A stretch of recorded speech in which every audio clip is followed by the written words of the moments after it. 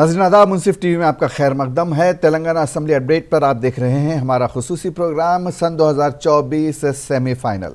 आपको बता दें कि तेलंगाना में वक्त ख़त्म हो चुका है, पोलिंग हो चुकी है और अब तमाम अरकान असम्बली की किस्मत ईवीएम में बंद हो चुकी है। कुछ टाइम बचा है, कुछ पोलिंग स्टेशंस पर कतारें लगी हुई हैं जिनसे अभी वोट लिया जा रहा है, यानी उनका वोट रजिस्टर्ड कर दिया गया है और वो उस कतार को ख़त्म होने तक वहाँ वोट लिया जा रहा है। लेकिन ज़ाब्ते के मुताबिक 5 बजे वोटिंग का अमल ख़त्म हो चुका है। आपको बता दें कि मजमूई तौर पर 60% तक पोलिंग दर्ज की गई है। कुछ छुटपुट वाक़यात झड़प को लेकर इसके अलावा यूँ कहा जा सकता है कि पोलिंग पूरी तरह से मजमूई तौर पर पुरअमन रही, काफ़ी अच्छे इंतज़ामात रहे, लोगों को किसी किस्म की परेशानी का सामना नहीं करना पड़ा। इन सब बातों के अलावा इसको लेकर के कुछ जगहों पर लोगों के नामों को लेकर या उनके इंदराज को लेकर कुछ मसाइल हुए हैं जो कि इसको पहले ही सॉर्ट आउट कर लेना चाहिए था। तो मजमूई तौर पर 60% पोलिंग तेलंगाना, हैदराबाद और अजला में मिलाकर पूरे तेलंगाना में 60% 3 बजे तक की पोलिंग दर्ज हुई है। अब लेकिन अपडेट आना है, चूँकि 5 बज चुके हैं, अपडेट का इंतज़ार है, देखते हैं कि कुल मजमूई पोलिंग कितनी हुई है। तेलंगाना असम्बली इंतखाबात पर बात करने के लिए हमारे साथ पहले से ही स्टूडियो में मौजूद हैं बीजेपी लीडर श्रीनिवास साहब। एक बार फिर आपका खैर मकदम है, बहुत बहुत शुक्रिया, आपने मुंसिफ टीवी को टाइम दिया। दूसरे बीआरएस के स्पोक्स पर्सन है फैसल खान साहब, जो लगातार हमारे साथ बने हुए हैं। आइए इनसे बात करते हैं असम्बली इंतखाबात पर। सबसे पहले मैं श्रीनिवास साहब से सवाल करूंगा कि 3 बजे तक का जो मजमूई पोलिंग रिकॉर्ड आया है वो 60% है, यानी बहुत कम है। क्या वजह हो सकती है इसकी? देखिए, मैं भी बहुत परेशान हूँ। ये जो पोलिंग परसेंटेज इतना कम हुआ है, मगर उसमें भी कहते हैं इंग्लिश में एक वर्ड है सिल्वर लाइनिंग। जो आपका पोलिंग परसेंटेज और कम हो रहा है, मेरे हिसाब से आपका जहाँ जहाँ सीट्स में आप पहले एक्सपेक्ट कर रहे थे कि क्लोज कॉन्टेस्ट होगा, उसमें और क्लोज कॉन्टेस्ट होने की उम्मीद है। और ट्रायंगुलर कॉन्टेस्ट यहाँ पे बीआरएस, हमारे बीजेपी और कांग्रेस के बीच में, और रिजल्ट्स, ये प्रेडिक्शन आपको और डिफ़िकल्ट होने वाला और आपको प्रॉब्लम देगा। और जो भी पोल परसेंटेज, वो ओपिनियन पोल्स जो पहले आए थे, जो पब्लिश हुए थे जी, अब वो सब ऊपर नीचे है। नहीं, बेसिकली वजह क्या हो सकती है? देखिए, पिछले 5 साल पहले की अगर बात करें हम, तो 70 से ऊपर फीसद पोलिंग हुई थी। इस मरतबा 60 को भी छूने में काफ़ी वक्त लग रहा है। उस पर भी मैं आ रहा हूँ। देखिए, बहुत सारे कारण हो सकते हैं। देखिए, अब लोगों में मन मुटाव, उनको ये जो त्यौहार है, जिसको जो हम एक फेस्टिवल बोलते हैं, पोलिंग जो 5 साल में एक बार आता है जी, अब उसमें अब उनको मोटिवेशन नहीं रहा मेरे हिसाब से। ये जिस तरह से परसेंटेज कम हो रही है, मेरे को लगता है ये इलेक्शन कमीशन और स्टेट गवर्नमेंट को देखना पड़ेगा, ताकि ये जो परसेंटेज है, जो अभी हमको जो इंडिकेशंस दिख रहे हैं, अगले आने वाले लोकसभा इलेक्शन में एटलीस्ट लास्ट 5 साल से पहले अच्छा हो, ताकि ये त्यौहार का मतलब रहे।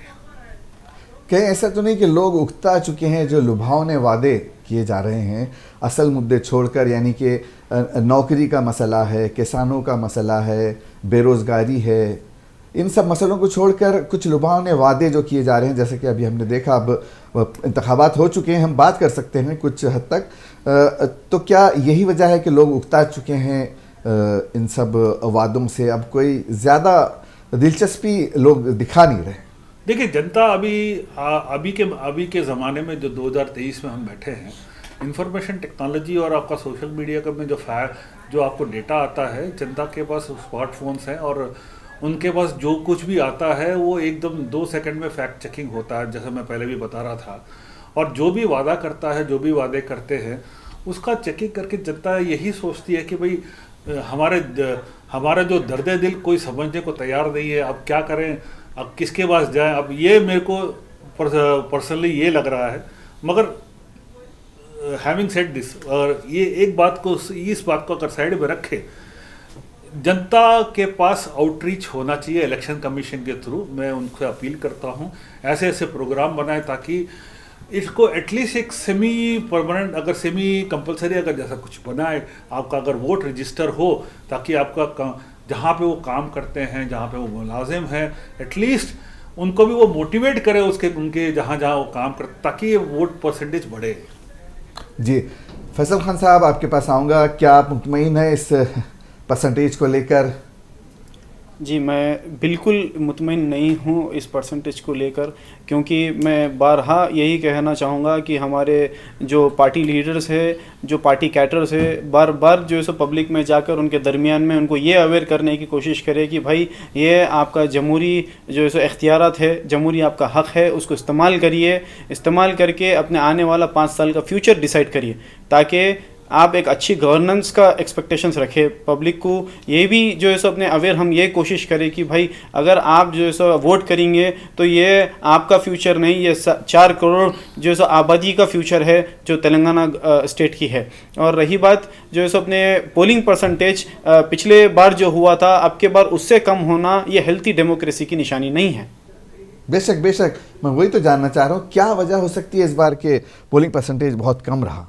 देखिए हमारे को गवर्नमेंट के हिसाब से तो हम जो सो इंतज़ामात थे, हम भरपूर पुरअमन तरीके से हमारे स्टेट में इलेक्शंस होने की पूरी कोशिश करें। और रही बात जो सो अपने गवर्नमेंट जो डेवलपमेंट का काम था, जितना पब्लिक हमको पसंद कर रही है, जितना हमको पब्लिक जो सो हमारे को चाह रही है। रही बात अपने पोलिंग की, मुझे भी ये सुन के हैरान है कि 3 बजे तक 60 था, अभी पता नहीं, अभी 5 बजे के जो सो हमको अभी अपडेट्स आना बाकी है। देखते हैं 5 बजे के कितने हमारे जो है सो अपडेट्स है, कितने % हमारी पोलिंग हुई है, उसके बाद ही मैं कुछ कह पाऊंगा। क्योंकि मुझे भी अभी हैरान हूँ मैं कि ऐसा क्यों हुआ। और अपने जो पिछले बार जो हुआ था 68% कुछ पोलिंग हुई थी 2018 में, अभी उसके कुछ बढ़ के हम एक्सपेक्ट, जी की सुबह की डिबेट में भी मैं ये कह रहा था कि अबव 70-75 होना चाहिए। हुई थी लास्ट टाइम, अबव 70 हुई थी, इस मर्तबा अभी 60 पर 70-75-80% होना चाहिए, क्योंकि ये निशानी है। मैं फिर बारहा यही कह रहा हूँ कि ये निशानी है, you are having a healthy democracy in this India.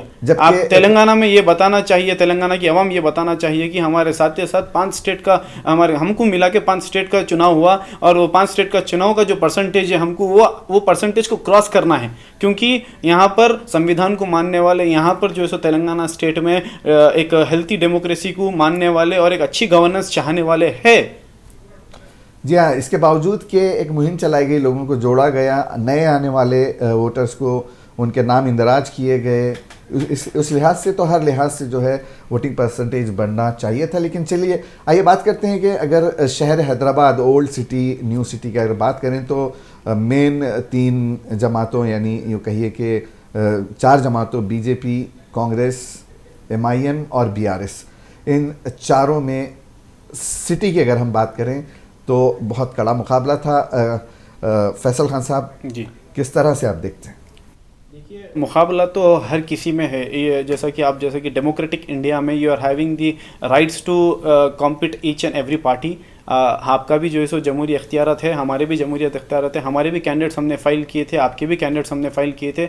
अब हम छोड़ते हैं जनता के ऊपर, जो जनता है उनको जो सही लगेगा, उनको पूरा इख्तियारत है उनको चुन कर लेकर आने की। रही बात तेलंगाना हैदराबाद की, हैदराबाद का मैं तो यही कहना चाहूँगा, हैदराबाद में जो आज हैदराबाद की स्थिति है, जो ऑल ओवर इंडिया ही नहीं, साथ ही इंटरनेशनली भी इसकी जो है सो अपने तारीफ़ हो रही है।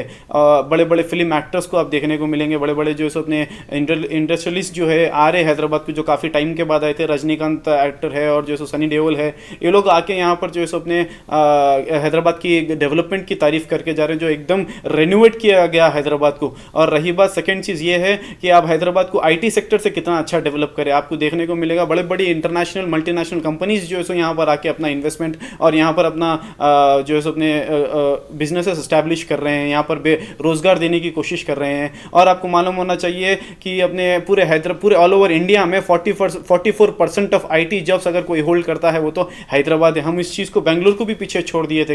एक टाइम था जो लोग IT से रिलेटेड रहते थे कि वो लोग सोचते थे कि हमको जो है सो अपने बेंगलुरु में जॉब मिल जाए बोल के। आज एक टाइम है पूरे हिंदुस्तान भर में, from north to south, east to west, लोग यही सोचते हैं कि काश हमें जो है सो अपने हैदराबाद हैदराबाद में जॉब अच्छी मिल जाए, यहाँ का रहन सहन, यहाँ का माहौल एकदम एक नेक्स्ट लेवल चले गया। और यहाँ पर जो डेवलपमेंट और जो हैदराबाद सिटी की जो खूबसूरती है और जो सो इसको भी बढ़ाने में हमारी गवर्नमेंट का बहुत बड़ा हाथ है। और जो सो ग्रीनरी में भी हमारा जो सो थर्ड पोजीशन मिला है हैदराबाद को भी। हम इसको चाहेंगे कि इसको बरकरार रखें और आवाम को बखूबी ये जानते हैं आवाम कि हैदराबाद किस तरीके से आगे बढ़ा है, हैदराबाद आज क्या नाम, और ना ही नेशनल सतह पे इंटरनेशनल सतह पे भी हमारा हैदराबाद का नाम हुआ।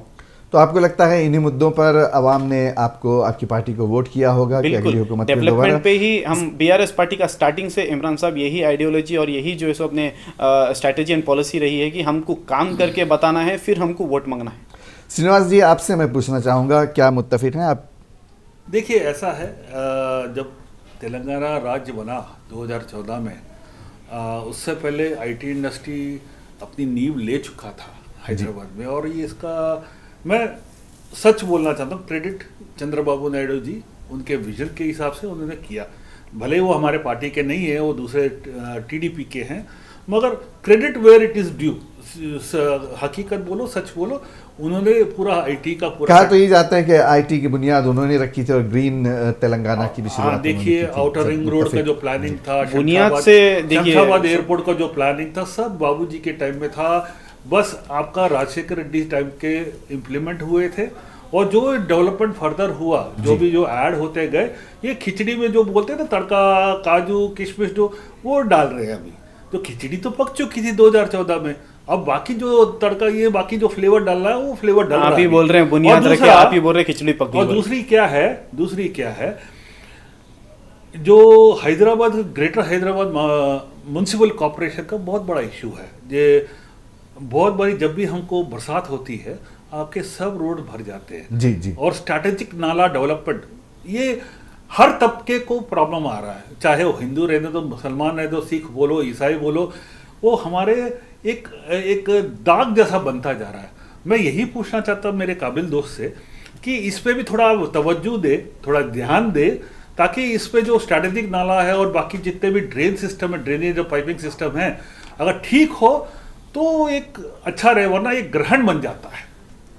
जैसा कि आप मशवरा दे रहे हैं कि अब इस पर भी आप ध्यान दें, तो आप ये मानते हैं कि मैं थोड़ा सा पहले ले चलूं कि अपने बीआरएस के कुछ पॉजिटिव 2014 से पहले जो ये जो एमसीएच जो सो था, जब वो टाइम की मैं बात करना चाहूँगा थोड़ा, मेरे को भी मेरे नॉलेज में तो ये है कि जब एमसीएच था महकमा, उसका जो बजट था और जीएचएमसी का जो बजट है, उसमें काफ़ी जो सो तब्दीली लाई गई। जीएचएमसी के काफ़ी काम किए गए, काफ़ी जो है सो रोडों को डेवलप किया गया, काफ़ी जो है सो ड्रेनेज सिस्टम को जो है सो डेवलप किया गया। मैं आप जैसा कि आप मेरे को काबिल दोस्त बोले, मैं भी आपको हमारे जो सो एक अच्छे से दोस्त के नाते आपको भी मैं ये मशवरा देना चाहूँगा कि एक आरटीआई फाइल करिए कि जो सो 2014 से पहले क्या हालत थे और 2014 के बाद क्या होंगे। आपको खुद नॉलेजेबल, आपके नॉलेज में आ जाएगा कि हमने क्या किया था, हमने क्या किया और क्या करने वाले हैं आगे जाके। एक हिंदी में कहावत है, हाथ कंगन को आरसी क्या।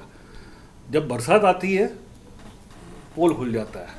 और मैं पिछले 4-5 साल से देख रहा हूँ, एक साइड से मैनहोल खुल जाता है और बच्चे और बड़े बूढ़े जवान सब। चलिए, बीजेपी अगर हुकूमत में आती है तो क्या इन तमाम मसाइल का आप फौरी हल करेंगे?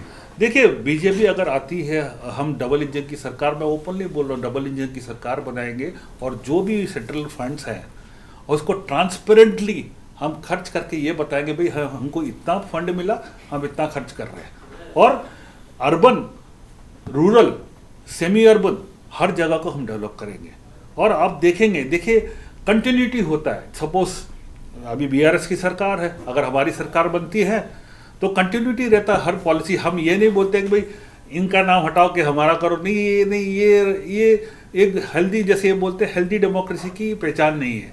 एक कंटिन्यूटी होता है और उसमें हम और ऐड करेंगे हमारी जो स्कीम्स जो बाकी स्टेट में इम्प्लीमेंट हो रहा है, इसको एक और मॉडल स्टेट बनाएंगे और बाकी जो हम प्रॉमिस किए हैं वो देंगे जरूर। चलिए, जैसा कि आपने कहा, हाथ कंगन को आरसी क्या, 3 तारीख तक इंतज़ार करते हैं, नताइज आ जाएंगे, उसके बाद पता चल जाएगा कि तेलंगाना में गवर्नमेंट किसकी बनने जा रही है। एक वजह पोलिंग परसेंटेज में कमी की ये भी हो सकती है कि कुछ पोलिंग स्टेशंस पर धांधली की जा रही है, वहाँ वोटिंग नहीं होने दी जा रही है। हमारे नुमाइंदे मलकपेट में मौजूद थे, उनके साथ भी इसी तरह का रवैया अपनाया गया। आप देखिए रिपोर्ट। हम मौजूद हैं चंचलगुड़ा ग्राउंड के अंदर यहाँ पे पोलिंग स्टेशंस बनाए गए हैं। तो यहाँ पे भी वही सूरत हाल देखी जा रही है कि आवाम तो यहाँ पे बिल्कुल ही कम है। वोटिंग की लाइन जिस तरह से होनी चाहिए थी वो बिल्कुल ही दिख नहीं पा रही है। आवाम का जो भीड़ होनी चाहिए थी, और इस वक्त अगर से फीसद की बात करें तो बिल्कुल ही कम फीसद हो गया है वोटिंग का। इसके बावजूद भी यहाँ पे आवाम को कुछ तकलीफात भी, कुछ मुश्किलात भी दरपेश हैं, और इस ताल्लुक से हम आपको वाकिफ करवाएंगे। जी, यहाँ पे देखिए आवाम यहाँ पे इंतजार में खड़े हुए हैं। जी, हम लोग मुद्दे से खड़े हुए हैं जी। इधर की पूरी पब्लिक खत्म हो गई, यहाँ की पूरी पब्लिक खत्म हो गई, यहाँ पर बहुत लेट हो रहा है सर। अच्छा मैडम एक ही है, अगर आप लोग जरा देखिए क्या बात है जी। बहुत देर से खड़े हुए हैं। किस वजह से देर हो? अंदर बहुत देर से चेक कर रहे हैं मगर बहुत देर हो रही है। तो क्या कोई तकनीकी खराबी वगैरह यहाँ पे? बहुत देर से ठहरे हुए, लेडीज भी है, जेंट्स भी है यहाँ पे ठहरे हुए। जी जी, क्या वजह सर यहाँ पे आवाम की जो शिकायत मिल रही है कि यहाँ पे बहुत तकलीफ, 2-2 घंटे से लोग खड़े हुए हैं, क्या वजूहत है यहाँ पे? सर एक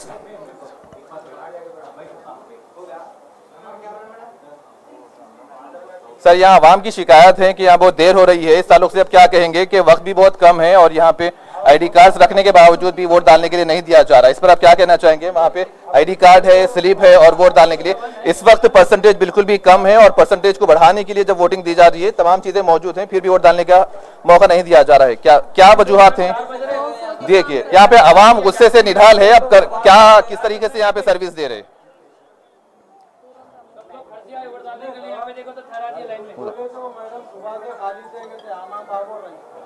नहीं, आवाम मैडम के खाली होना इस तरह का जवाब नहीं है कि वोटिंग वक्त जो है सुबह 7 बजे से 5 बजे तक है। तो जितने भी ओहदेदार यहाँ पे बैठे हैं,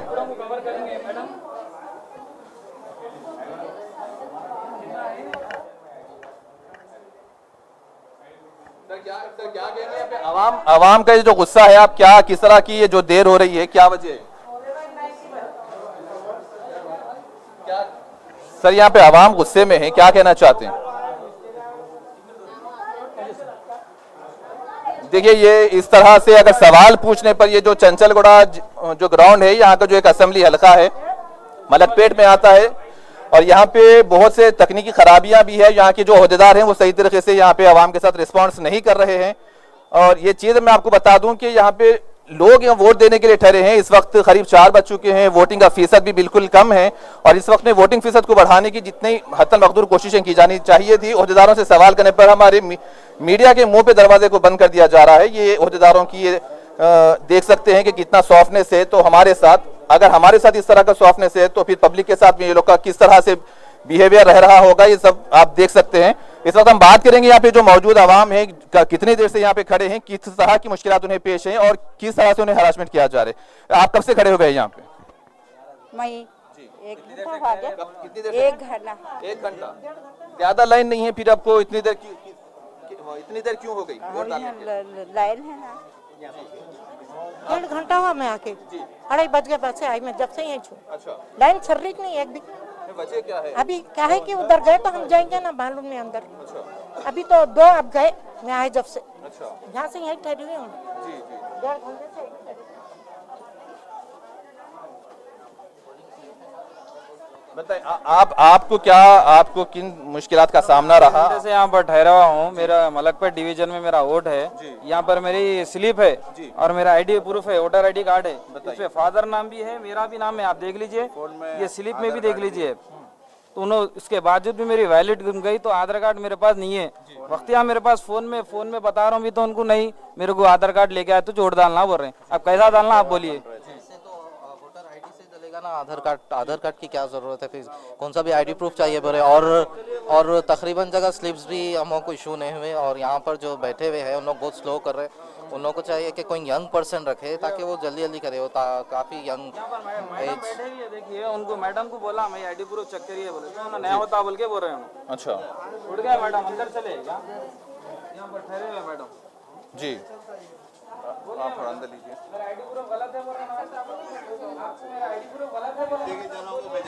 कितने जनों को भिजा दे रहे हैं यहाँ पर से? आप पूरे लेडीज यहाँ पर चले आ रहे हैं आगे, फिर आप मेरे को बोल रहे हैं आप क्या हम लोग दूसरों का वोट डालने आ रहे हैं? मेरा वोट डालने मेरे को नहीं दे रहे आप। स्लिप चेक करिए, फादर नाम चेक करिए मेरा। कैसा मीडिया अलाउ नहीं है? मीडिया के तेरे हम सबको बोल सकते हैं, यहाँ क्या हो रहा अंदर किसी को मालूम ही नहीं, बदनाम कर दे रहे हैं, पूरा फोकसिंग वोट डाल रहे हैं बोल के, या हमारा वोट डालने के से हमारे को नहीं दे रहे हैं। चेक करिए सर, आप इधर आइए सर, कहीं कूट के जा रहे हैं। क्या क्या वजूहत है, क्या है रीजन क्या है? मीडिया अंदर नहीं है ना, मीडिया तो यहीं पे है, आप अंदर वाले हैं, आप अंदर नहीं है ना, अंदर नहीं है, हम तो यहाँ पे खड़े हैं ना, हम यहाँ खड़े हैं ना। आप आवाम के साथ क्या कर रहे हैं? आप लोग, आप पब्लिक को परेशान कर रहे हैं। आप लोग क्यों परेशान कर रहे हैं? आप परेशान क्यों कर रहे हैं? परेशान क्यों किया जा रहा है? लोग वोट देने के लिए आए ना, उनको क्यों परेशान किया गया? 2-2 4-4 घंटे से यहाँ खड़े हैं, वोटिंग परसेंटेज बहुत कम है, और आप लोग क्यों इस तरह की हरकतें? वोटिंग है डालना बोल के ना ऐसा कर रहे हैं, ऐसा दिख रहा है सर मेरे को। बस हम अपनी हुदूद में हैं सर, यहाँ बाहर खड़े हुए हैं, अंदर कोई नहीं गया है।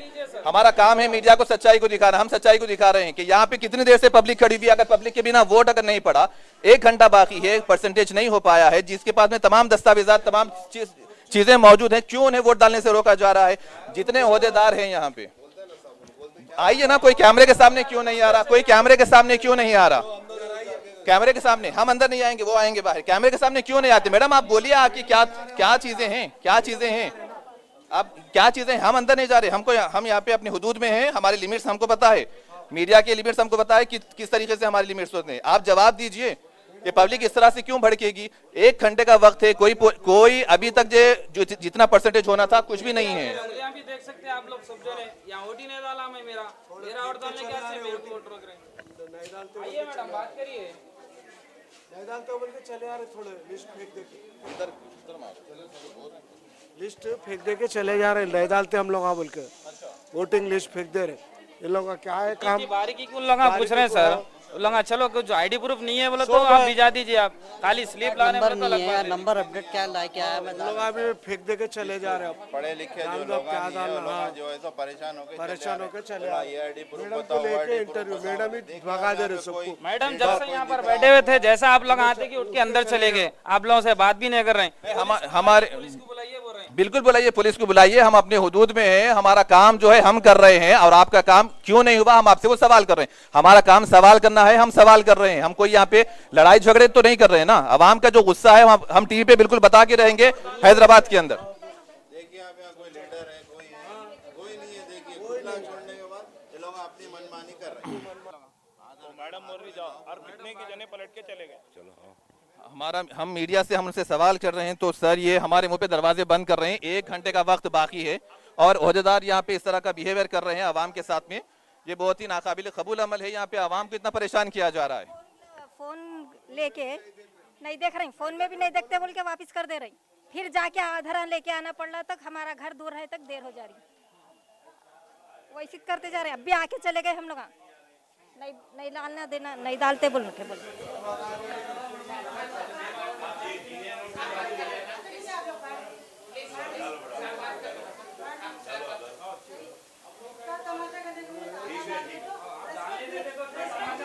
चिट्ठियाँ फेंक दे रहे साहब पूरे।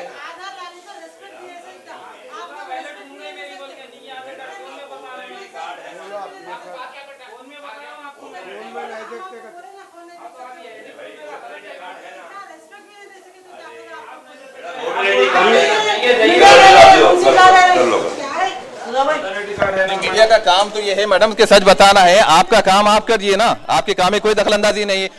ये जो वोट देने का हक है वो अपना हक मांग रहे हैं यहाँ पे, आप उनके हक से महरूम कर रहे हैं। आप मैडम बगैर टेंशन के करो मैडम, 1 घंटा बाकी है। ठीक है बेटा, ठीक है,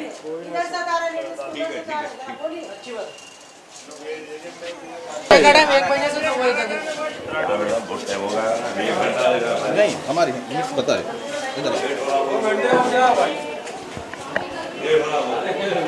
अरे खाना भी नहीं खाया ना, खाना भी खाने का भी टाइम नहीं दिया।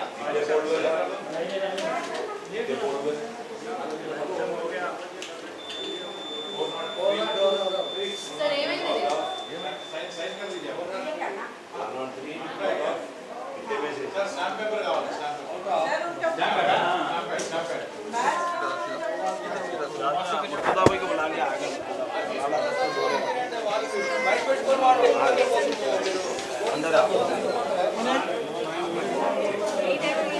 जाओ जी अंदर जाओ, इधर आ जाओ बेटे, आप अंदर जाओ, उधर डायरेक्ट।